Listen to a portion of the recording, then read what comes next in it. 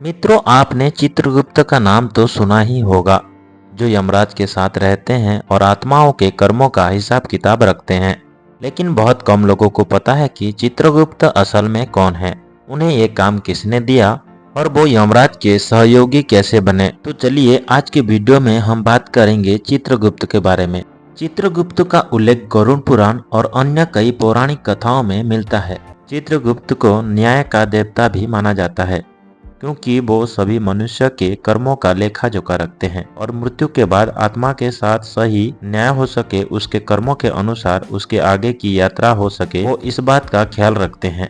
कहते हैं कि जब सृष्टि का निर्माण हुआ तो भगवान ब्रह्मा ने सभी जीवों की रचना की, लेकिन उन जीवों की मृत्यु भी तय थी। इसीलिए जीवित रहते हुए जीव के कर्मों के हिसाब किताब रखना जरूरी था, ताकि उस आधार पर मृत्यु के बाद उसकी यात्रा या उसकी सजा तय की जा सके। इसीलिए इस काम के लिए चित्रगुप्त को स्वयं भगवान ब्रह्मा ने ही नियुक्त किया था। पौराणिक मान्यता के अनुसार भगवान ब्रह्मा ने अपनी योग शक्ति से 12,000 वर्षों तक ध्यान किया। इस ध्यान के फलस्वरूप उनकी काया से एक दिव्य पुरुष प्रकट हुए, जो चित्रगुप्त थे। ब्रह्मा जी की काया से उत्पन्न होने के कारण भगवान चित्रगुप्त को पूजने वाले या उनके वंशज कायस्थ कहलाते हैं।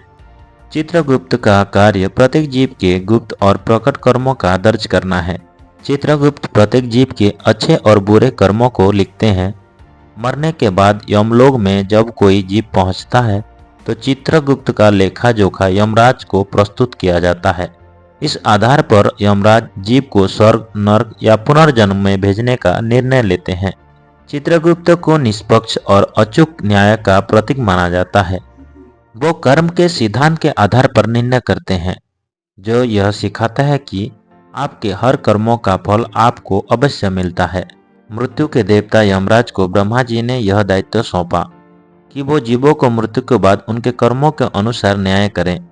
लेकिन यह कार्य अकेले यमराज के लिए कठिन था, क्योंकि सृष्टि में अनगिनत जीवों के कर्मों का लेखा जोखा रखना मुश्किल कार्य था।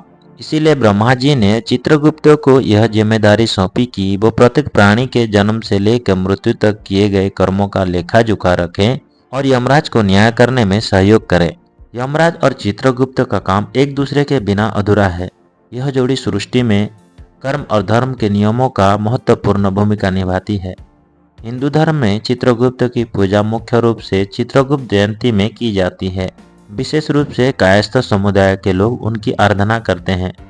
मान्यता है कि चित्रगुप्त भगवान की पूजा करने से नर्क में कष्ट नहीं भोगना पड़ता है। मित्रों, जानकारी कैसी लगी कमेंट करके जरूर बताना और हमारे चैनल को कृपया सब्सक्राइब कर देना। वीडियो को अंत तक देखने के लिए आपका बहुत बहुत धन्यवाद।